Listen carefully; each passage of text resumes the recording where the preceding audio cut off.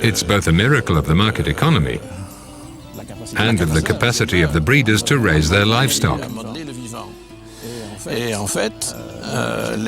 And in fact, the breeders have understood, if you will, the market signals. And they've responded to the needs of the market. And they've been able to do it freely, which is why we can consider it as a miracle of the market economy. While the Belgian Blue officially entered history in 1973, its origins actually date back much further. These huge beasts derive from a breed that produced milk as well as meat, descended from cattle native to Middle and Upper Belgium.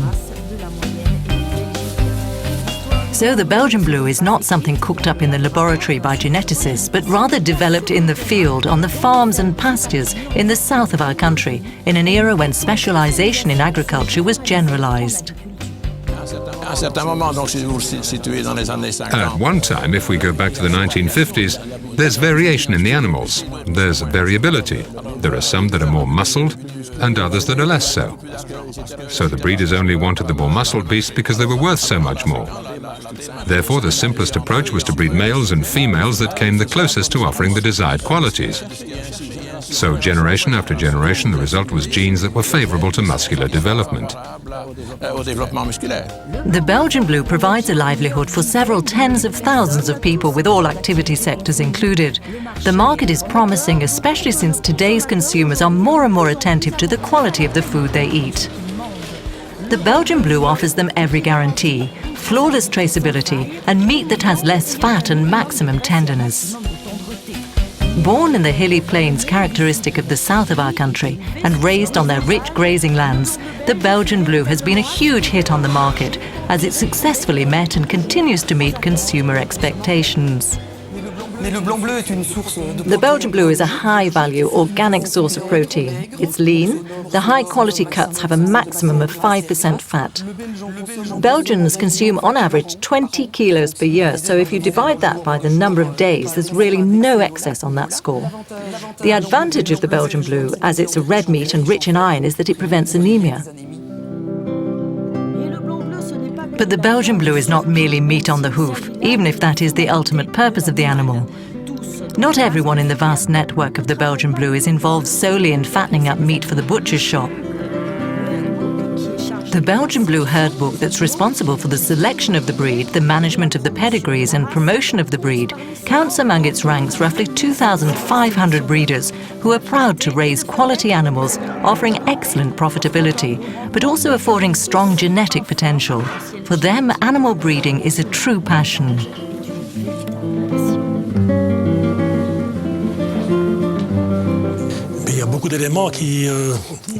There are many motivating elements. Breeding Belgian Blues, well, naturally you've got to be passionate about your trade, that's the first thing. But it's an extraordinary breed, it's the best breed in the world. Moreover, when you market it yourself, you have the consumer satisfaction, so you make a strong product. But more than that, it's an animal that's consistent with the region, with the space, that just goes somehow with our verdant pastures. So in that sense, it's really highly motivating to raise the Belgian Blue. With the help of high-performance tools such as embryo transfer and artificial insemination that make it possible to considerably improve exploitation of the genetic potential of the best sires and dams, breeders don't hesitate to apply their knowledge. Well, the most beautiful moment is the birth. When you've bred a really good cow to a good sire and you wonder what you're going to get for a calf, it's really wonderful. And I should say too that from time to time we show cattle. That's part of our way of life, the ambiance. That's a lot of fun too. You know, you prepare the animal, you get a little stressed, but it makes for a good atmosphere. Belgium and the herd book want to promote the Belgian Blue both as butcher's meat and also as a genetic source.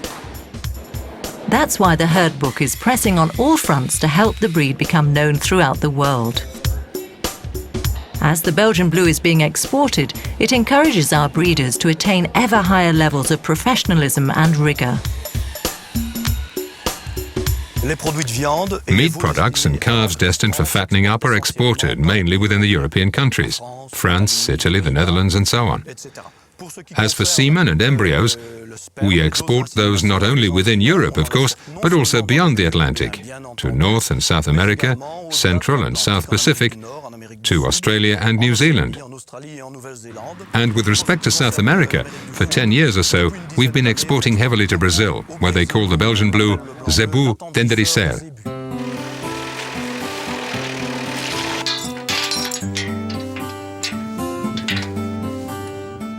The Belgian Blue breed, distributed in the north of France by the insemination station of Mons and supported by a great number of breeders from the field, has spread beyond the border, despite the reticence of the French government, which is more favourable to national breeds. The Belgian Blue breed has thus found its place here, and the number of inseminations is steadily increasing. 400 to 500 French Belgian Blue breeders are convinced that they've made the right choice. It's a completely different breed, more intensive, I'd say, and especially more demanding. But in my opinion, if breeders want to survive in geographical regions like our own, with all the major structural changes, well, I don't see any other breeds that will be able to hold up to the market over the long term. The Belgian Blue is still a third more profitable than all the other French meat breeds. So it's not a photo finish here. As a commercial brand, the Blue label was created in 1980 before being officially recognized as a label of quality. The Blue label represents roughly 100 traditional butcher shops, around 70 producers and 7 or 8 meat wholesalers who make a living from the Belgian Blue. To the north of Paris, in some regions like the Côte d'Or, Normandy or the Maine-et-Loire, butchers are eager to have the Belgian Blue.